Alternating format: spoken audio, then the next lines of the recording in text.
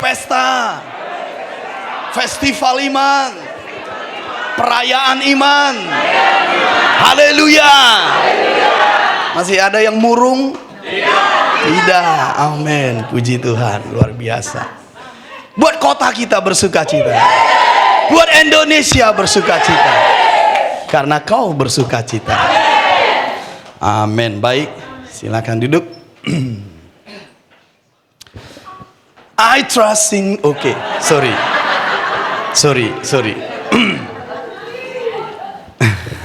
Baik, luar biasa Tuhan. Mari kita buka kitab Galatia pasal yang ketiga. Bisa ditampilkan di depan. Saya mau lebih cepat dengan ayat-ayat di depan. Galatia pasal yang ketiga ayat 1.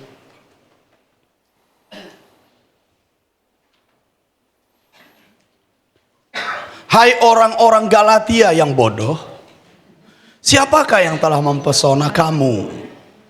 Bukankah Yesus Kristus yang disalibkan itu telah dilukiskan dengan terang di depanmu? Kalau Kristus dilukiskan dengan terang kepadamu dan kau percaya dan kau beriman, ayat 5 upahmu. Munculkan. Jadi bagaimana sekarang? Apakah Ia yang menganugerahkan roh kepada kamu dengan berlimpah-limpah dan yang melakukan mujizat di antara kamu berbuat demikian karena kamu melakukan hukum Taurat atau karena kamu percaya kepada pemberitaan Injil? Jadi kalau kita percaya Injil tentang Kristus dilukiskan dengan jelas kepadamu, engkau beriman. Baca kalimat itu. Upahmu dua hal di situ. Yang pertama, Ia menganugerahkan roh yang berlimpah-limpah. Yang kedua, Ia melakukan mujizat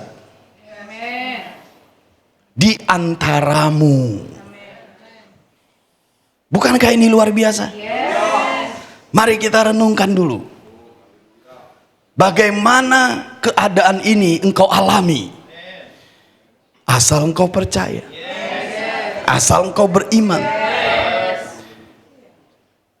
Roh yang berlimpah-limpah, bukan kecil ya, besar lawatannya. Dan mujizat di antaramu. Kalau engkau percaya. Bisa mengerti maksud saya? Kalau kalian mengerti yang saya maksud sebelum-sebelumnya tentang ini. Apa itu? Di mana Roh Kudus sekarang berada? Di dalam. Ya, di dalammu. Karena Roh Kristus ada di dalammu. Jadi kalau Ia menganugerahkan roh yang berlimpah-limpah kepadamu, berarti roh itu di mana? Di dalammu. Jadi roh bekerja di dalammu dengan berlimpah-limpah. Di dalammu, di dalamku. Tahu yang lebih hebat lagi? Di dalam kita. Bayangkan satu dengan sekian orang di sini. Makanya disebutkan kerajaannya di antara kita. Makanya kita nggak boleh memandang rendah kualitas kalau kita beribadah berkumpul. Karena ada gabungan dari pekerjaan roh di dalamku, di dalammu, menjadi di dalam kita. Makanya tadi di awal saya berkata, adakah senyuman? Adakah sukacita? Adakah pengharapan? Orang yang tidak memiliki pengharapan pasti bersedih. Pasti hidupnya sia-sia. Tapi kalau ada pengharapan, datang ke gereja dengan semangat, mendengar firman dengan bergairah. Tapi kalau nggak ada pengharapan, dia akan cuek, dia akan acuh tak acuh, dia akan apatis, dia akan pesimis. Tapi kalau pengharapanmu terjaga, semangatmu pun akan terjaga. Dari mana datang pengharapan? Iya, dari iman. Iman melahirkan pengharapan. Jadi kalau pengharapannya sudah suram, imannya itu sudah hancur lebur. Makanya kembalilah, menurut orang tua saya, ke jalan yang benar. Apa jalan yang benar? Ya Yesus. Bisa mengerti? Makanya waktu saya tadi membayangkan saat doa pagi bagaimana kita ibadah, ada kumpulan-kumpulan orang yang membawa roh yang berlimpah di sini. Ingat apa yang saya sampaikan hari Kamis? Saya saja engkau impart loh. Jadi kalau kalian bernyanyi, kalian menyembah, kalian memberi respon, saya yang di depan ini mengalami impartasi dari engkau yang duduk ini. Saya juga melakukan yang sama. Bayangkan sinerginya. Makanya dengerin, orang yang beriman mentalnya selalu begini, tidak ada yang mustahil. Itu mentalnya. Jadi kalau tidak ada yang mustahil, pengharapanmu terjagai. Kalau nggak ada yang mustahil, pengharapanmu ya terjagailah. Tapi kalau bagi Allah ada yang mustahil, ini menjadi sulit. Karena bisa saja pengharapanmu nggak mampu Allah jawab. Tapi kalau semuanya Allah bisa jawab, mengapa pengharapanmu tidak terjagai? Ketika Sarah tertawa di belakang kemah, Sarah, kau tertawa? Tidak Tuhan, aku tidak tertawa. Tidak, engkau tertawa. Tuhan berkata seperti ini, jangan tertawakan aku. Lalu Tuhan berkata seperti ini, adakah yang mustahil bagiku? Selesai semua pertanyaan. Yang membuat pengharapanmu selalu terjagai. Nah, saya mau pengharapan kita ini terjagai supaya gereja kita bersemangat terus. Tapi begitulah banyak orang percaya kalau datang ke gereja, dia datang tanpa pengharapan. Makanya biasa, itu imannya sudah bermasalah. Tapi kalau kita datang seperti orang yang berkerumun di rumah Kapernaum, itu semua orang yang pengharapannya menyala-nyala. Ibaratnya orang yang antri menerima makanan yang kelaparan. Aku dulu berebutan. Kalau ada orang kelaparan, gak akan sepi antrian makanan. Jadi kalau kita lapar dan haus akan roti hidup, masa nggak ngantri? Makanya menjadi bermasalah kalau kita nggak datang gereja, terlambat biasa saja. Berarti nggak lapar dan haus. Karena Yesus itu makanan. Akulah roti hidup. Kenapa nggak ngantri? Gereja-gereja sepi. Gereja nggak menjadi tempat favorit. Mengapa? Nggak ada pengharapan. Nggak ada rasa lapar dan haus. Problemnya adalah iman kita sudah bermasalah. Siapa pencuri iman kita? Pencuri datang hanya untuk mencuri, membunuh, membinasakan. Bukan uangmu yang dicuri, imanmu. Kadang setan itu bisa kasih uang juga, tapi nggak bisa kasih iman. Jadi yang dicuri bukan uangmu, malah dia bisa memberi uang. Makanya hati-hati, uangmu dari mana? Dengerin Papa baik-baik. Yang dicurinya imanmu. Kalau imanmu dicuri, kita terpisah dari Yesus. Bisa bayangkan itu? Kalau kau terpisah dari Yesus, itu mengerikan. Jadi kalau pengharapannya sudah tidak terjagai, datang ke rumah Tuhan biasa, itu imannya bermasalah. Bukan karena musiknya nggak full band, bukan saudara, tapi imannya bermasalah. Di jemaat mula-mula nggak ada full band, Nggak ada full band, saudara. Di padang gurun nggak ada AC-nya, itu dibilang Mama David. Orang datang semua ke Yohanes Pembaptis di padang gurun. Tapi kalau iman kita bermasalah, musik kurang lengkap aja. Kayaknya hadirat Tuhan kurang nih. Kenapa? Saksofon nggak ada. Kayaknya hadirat Tuhan kurang nih. Maunya keyboard itu 2 double. Kita sudah mencari alternatif yang salah. Saya mau kembali lagi. Dengarkan saya. Pengharapanmu harus terjaga. Rasa lapar dan hausmu harus terpelihara. Karena kalau kau datang ke rumah Tuhan, engkau pasti datang tidak biasa. Di mana roh Allah sekarang berada? Di dalammu. Dia melimpah bekerja di dalamku. Di dalamku, di dalammu, di dalam kita. Makanya ibadah kita meledak. Mari buat medan heboh. Bahwa ada orang-orang yang menerobos di sini. Yang sangat passion memuji dan menyembah Tuhan. Bukan karena hanya musiknya, tapi karena pengenalannya kepada Yesus yang ajaib itu. Mereka menyala-nyala karena imannya. Buat medan heboh. Bahwa ada orang-orang yang memuji, menyembah Tuhan dari hatinya. Haleluya. Baik, kita ke Galatia 3 ayat 1 tadi. Perhatikan di situ lagi. Hai orang-orang Galatia yang bodoh, siapa yang telah mempesona kamu? Bukankah Yesus Kristus yang disebutkan itu telah dilukiskan dengan terang di depanmu? Telah dilukiskan dengan terang di depanmu, itu maksudnya engkau tahu dengan jelas. Dilukiskan kepadamu dengan terang. Ada kalimatnya di situ? Maksudnya engkau tahu dengan jelas. Kita harus tahu dengan jelas tentang Yesus. Jangan kabur-kabur ya. Di situ disebut dilukiskan dengan terang, berarti jelas. Jangan setengah tahu, setengah tidak tahu. Atau taunya nano-nano. Itu bukan yang disebutkan di sini. Roh bisa tidak melimpah bekerja.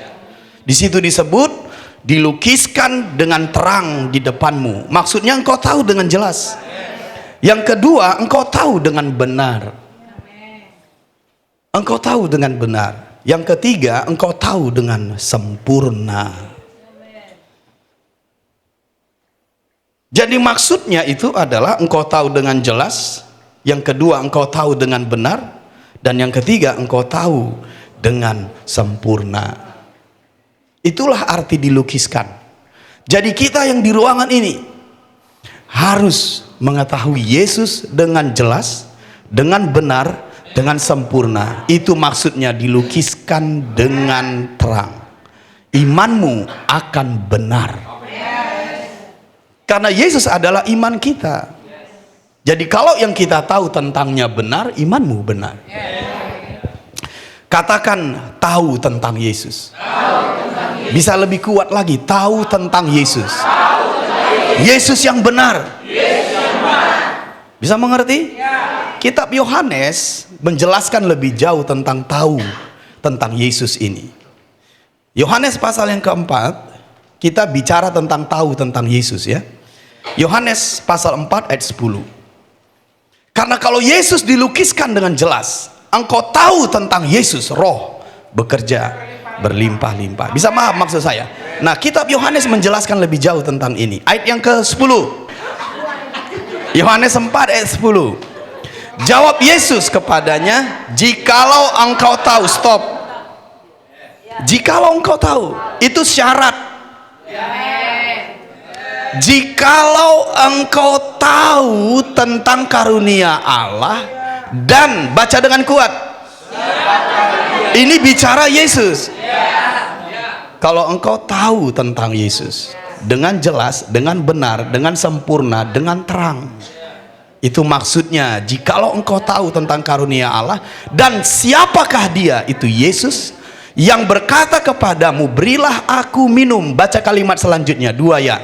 Niscaya engkau telah meminta kepadanya dan ia telah memberikan kepadamu air hidup. Hebat nggak? Bukan air yang kita minum selama ini. Air hidup. Jadi Yesus bukan hanya roti hidup, dia juga memberikan padamu air hidup. Jika engkau tahu. Lompat dulu ayat yang ke-13, kita baca selanjutnya tentang air kehidupan ini. Jawab Yesus kepadanya, barang siapa minum air ini yang biasa kita minum, ia akan haus lagi. Berarti air kehidupan tidak berbicara tentang air yang kita minum selama ini. Ayat 14. Tetapi barang siapa minum air yang akan kuberikan kepadanya, air kehidupan, ia tidak akan haus untuk selama-lamanya. Katakan amin. Sebaliknya, air yang akan kuberikan kepadanya akan menjadi mata air di dalam dirinya yang terus-menerus memancar sampai kepada hidup yang kekal. Jikalau engkau tahu tentang Yesus yang benar, yang jelas, yang sempurna, yang terang itu, air kehidupan di dalam hatimu akan mengalir terus. Dan kalau dia mengalir bukan 1-2 hari, dia selama-lamanya. Waktu perempuan ini mendengar pernyataan Yesus, kalian tahu jawabannya? Saya berharap seperti kau juga nanti jawabannya. Karena ini adalah sangat besar berkatnya, saudara. Lihat ayat 15. Inilah jawaban perempuan itu waktu dia mendengar air kehidupan itu. Dengarkan ayat 15. Kata perempuan itu kepadanya, Tuhan, berikanlah aku air itu. Stop. Begitukah tadi kita waktu mendengarnya? Atau biasa saja? Berarti frekuensi kita nggak nyambung dengan perempuan itu. Kalau kita membaca kitab suci, dia harus kita baca seperti hidup sekarang, dan memang hidup sekarang. Makanya dia selalu relevan. Ini bukan cerita masa lampau, ini cerita yang hidup. Jadi kalau seandainya kita mendengar Yesus berkata seperti tadi, dan frekuensi kita sama seperti perempuan Samaria, pasti di dalam hati kita berkata, Tuhan beri aku air itu, Tuhan beri aku air itu. Tuhan, berikanlah aku air itu. Bukan air yang dari sumur ini. Bolak-balik aku datang, aku haus lagi. Datang lagi, aku haus lagi. Lihat selanjutnya. Supaya aku tidak haus, garis bawahi. Dan tidak usah datang lagi ke sini untuk menimba air. Dari pernyataan perempuan ini kita menemukan ada 2 hal yang sangat besar kau alami kalau kau menerima air kehidupan itu. Apa? Engkau tidak haus lagi. Apa maksudnya engkau tidak haus lagi? Engkau tidak kurang.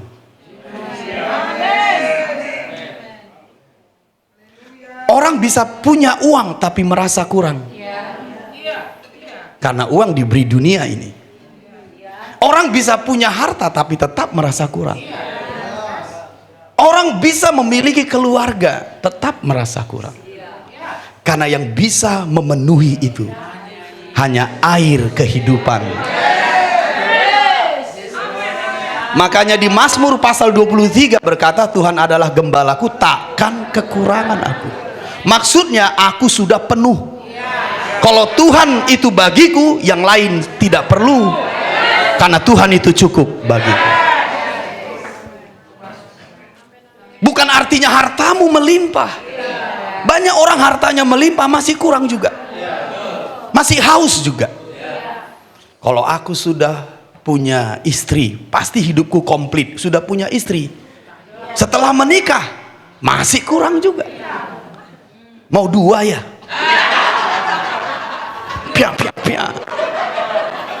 Ada seorang gadis berdoa, kalau aku punya suami idaman, pasti aku udah cukup, komplit deh. Beri Tuhan, beri Tuhan. Datang suami idaman, namanya Idamanto.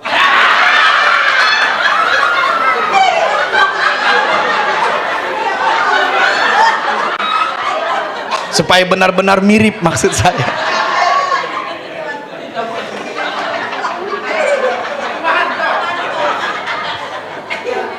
Setelah menikah beberapa tahun kurang lagi. Kalau aku sudah punya mobil, kalau aku sudah tamat, kalau aku sudah punya pendidikan yang tinggi, pasti komplit. Cek hatimu, jujur ya, masih ada yang kurang nggak?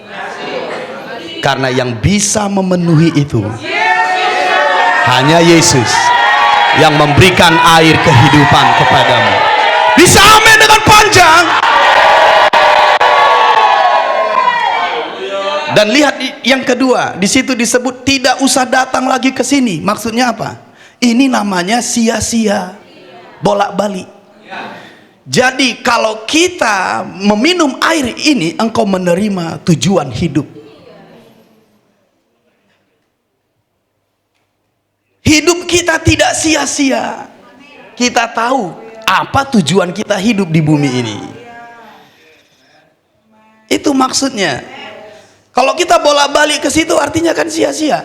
Nggak tahu apa yang mau dia lakukan. Itu terus. Tapi kalau kita meminum air kehidupan ini, engkau tahu tujuanmu. Dengarkan, dia meninggalkan tempayannya. Karena itu tempayan yang dia bawa untuk datang ke situ terus menerus. Kenapa dia buang tempayannya? Karena dia nggak perlu datang lagi ke situ. Dan dia tidak lagi keluar kota, dia ke dalam kota. Karena dia ingin menjangkau kota itu. Ini namanya tujuan Tuhan. Jadi kalau kita meminum air kehidupan, engkau akan dibawa kepada tujuan Tuhan. Bukan hidup yang sia-sia. Bisa amin 2 kali. Jadi dengarkan saya. Simpel saja mengalami ini. Apa itu? Yesus harus dilukiskan dengan jelas, dengan benar, dengan terang, dengan sempurna. Dan engkau harus percaya dan beriman. Simpel saja. Mari kita lihat. Saudara tahu nggak sebenarnya air kehidupan yang dijelaskan Yesus ini apa? Yesus menjelaskannya lagi di Yohanes pasal 7. Air kehidupan itu adalah tentang ini, saudara ya. Ayat 38. Yohanes 7:38. Barang siapa percaya kepadaku, seperti yang dikatakan oleh kitab suci, dari dalam hatinya akan mengalir aliran-aliran air hidup. Itulah yang tadi 39. Yang dimaksudkannya ialah roh yang akan diterima oleh mereka yang percaya kepadanya. Sebab roh itu belum datang karena Yesus belum dimuliakan. Siapa roh ini? Roh Kudus. Coba cek, apakah Yohanes pasal 7 ini sama dengan kitab Galatia tadi? Masih sebelah sini yang menjawab. Sama nggak Yohanes pasal 7 yang baru kita baca ini dengan Galatia pasal 3 tadi? Ya, roh yang berlimpah-limpah. Karena itu adalah roh yang berlimpah-limpah di dalam. Dialah air kehidupan itu. Bisa paham maksud saya? Bisa mengerti maksud saya? Jadi kesimpulan kita adalah sederhana. Engkau harus mengetahui tentang Yesus. Pentingkah ini? Ya, 100% penting. Matius pasal 16 menyebut, perhatikan saya. Yesus berkata kepada Petrus, berbahagialah engkau Petrus. Kenapa Yesus berkata kepada Petrus berbahagia? Karena Petrus mengetahui tentang Yesus. Jadi label bagi mereka yang mengetahui tentang Yesus dari Yesus adalah berbahagia. Mau disebut Yesus berbahagia? Matius pasal 16. Matius pasal 16 ayat yang ke-15. Matius pasal 16 ayat 15. Oke. Lalu Yesus bertanya kepada mereka, tetapi apa katamu? Siapakah aku ini? Simple nggak pertanyaannya? Simple. Tapi sulit dijawab. Siapakah aku ini? Siapa Yesus? Ayat 16. Maka jawab Simon Petrus, engkau adalah Mesias, anak Allah yang hidup. Luar biasa statement Petrus. Tapi bukan statementnya ini yang harus kita hafal. Ayat 17-nya yang penting. Kata Yesus kepadanya, berbahagialah engkau Simon bin Yunus, sebab bukan manusia yang menyatakan itu kepadamu. Itulah sebabnya untuk memahami Yesus, engkau tidak boleh menerima dari sembarangan sumber.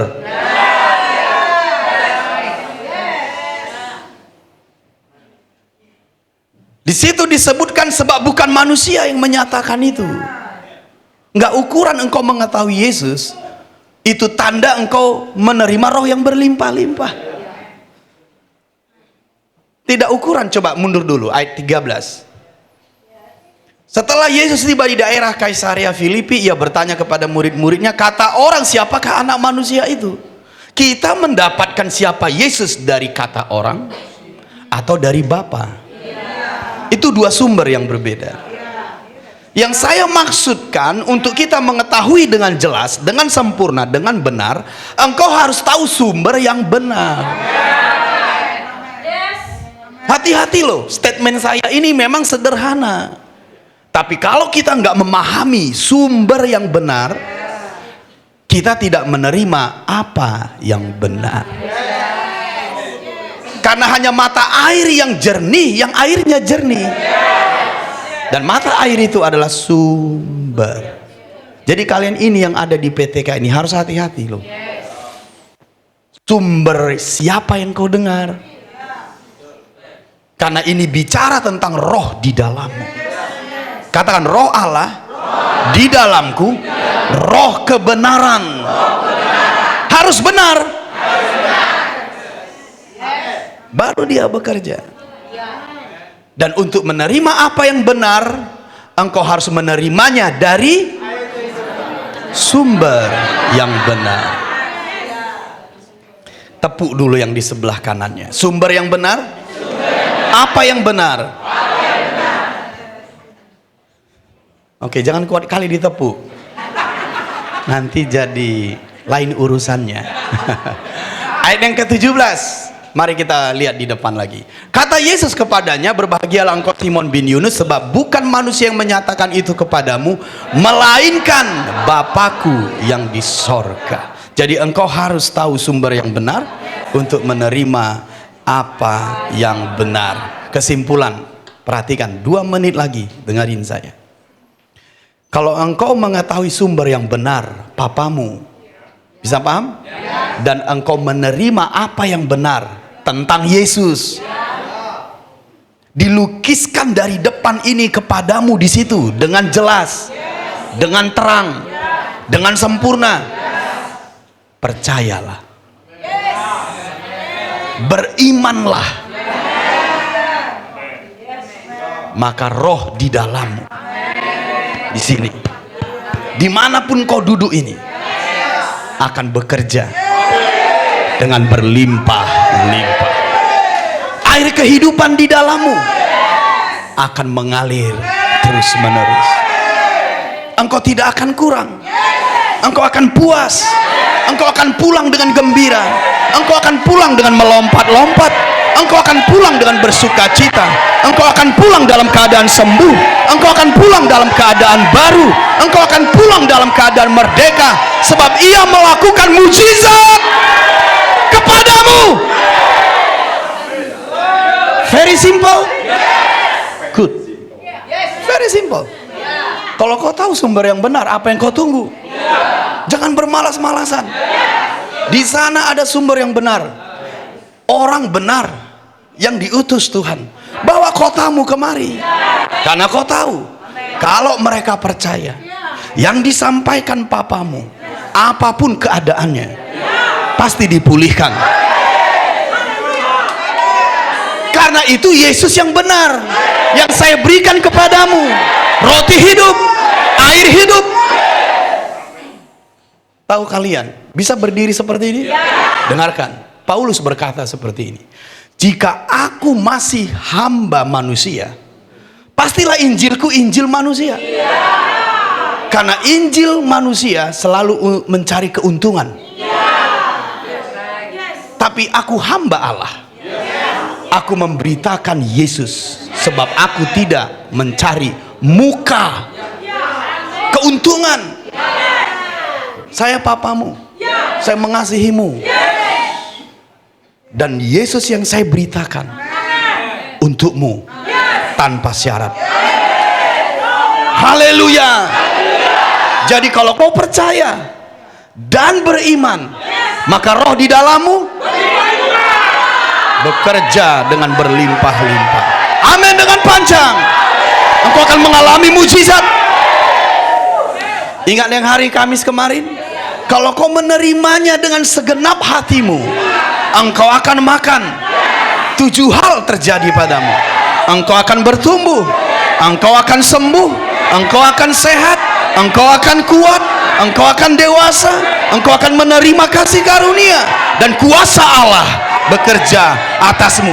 Amin. Dengan panjang. Bergairahlah anak-anakku, bergairah datang ke rumah. Haleluya. Ada Yesus yang benar di sini.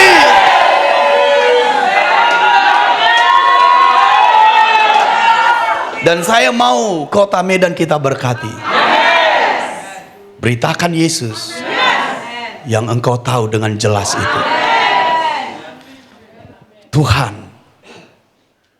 kami percaya anugerah yang besar ini. Kami beriman. Itu sebabnya kami datang kemari. Kepadamu kami percaya, Tuhan. Dengan segenap hati, Tuhan. Dengan segenap hati, Tuhan. Pada firman-Mu, pada perkataanmu, dengan segenap hatiku percaya, Tuhan. Dengan segenap hati aku beriman pada perkataanmu. Engkau roti hidup, Engkau air hidup. Aku menerimanya, aku menerimanya, Tuhan. Oh, ku buka hatiku, ku buka hatiku, Tuhan. Ayo mari menyembah Dia sebentar. Pasti engkau bisa menyembah, bernyanyi. Ayo semuanya, 1-2 menit. Lepaskan imanmu, ekspresikan. Yesus ada di sini.